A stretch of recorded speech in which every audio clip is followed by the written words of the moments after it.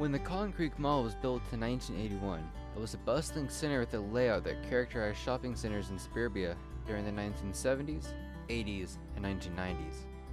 Since the mall's opening, the area near Collin Creek Mall has seen exponential growth with the addition of the President George Bush Turnpike. The mall was a bustling hub of shopping, hanging out, and a source of many great memories for many residents of Plano, with the Dallas Morning News even asking for the photos of the people's favorite memories there. Despite this, the mall has had far fewer visitors in recent years. The opening of Stonebriar Center in 2000 greatly diminished the already reduced profitability of Collin Creek Mall. When Dillard's, one of the mall's anchor stores, pulled out of the mall in 2013, revenue in the mall quickly declined, resulting in several other stores closing. Malls that have decreased in value can become an issue for the city's surrounding property values as they can plummet alongside the mall. When the mall was built, it featured a river walk with fountains running throughout the mall, which has since been removed. But in our renovation project, we will be re-implementing a similar river walk, in addition to an outdoor green space near the bridge to give the mall a more vibrant appearance. We will also be fully embracing the 80s architecture by bringing in postmodern 80s and more vintage elements. This would include brighter, more vibrant colors, revamping the arcade that is already located within the mall to have more blacklights, carpeting, and more popular games. We would also include more artisan shops and vintage candy shops to bring in the feeling of downtown's Plano shops to central Plano. This would differentiate the Collin Creek Mall area from other competing malls and bring the vibrancy back to the area.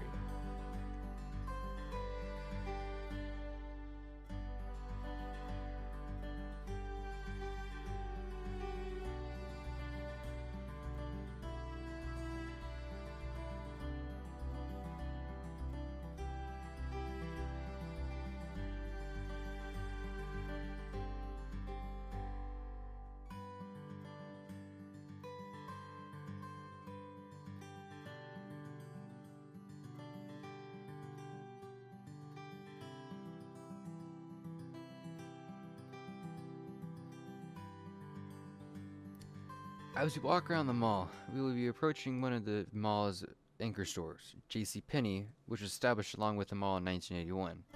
Now we hope to keep this store here as it is a huge area of profit for the mall.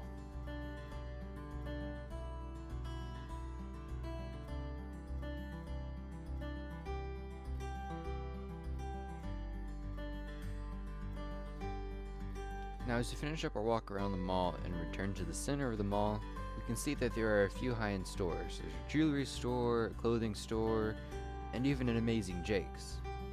Now, as you finish panning around the area, I'm sure you can see the old and closed down stores that have the mall give off a dead vibe.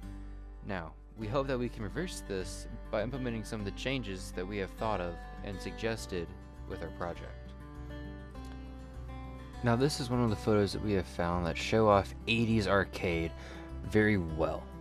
Now we would like to point out of the neon or the UV reflective carpet on the bottom that pop out and make it feel like a little kid again and just you're going to the arcade to have some fun times.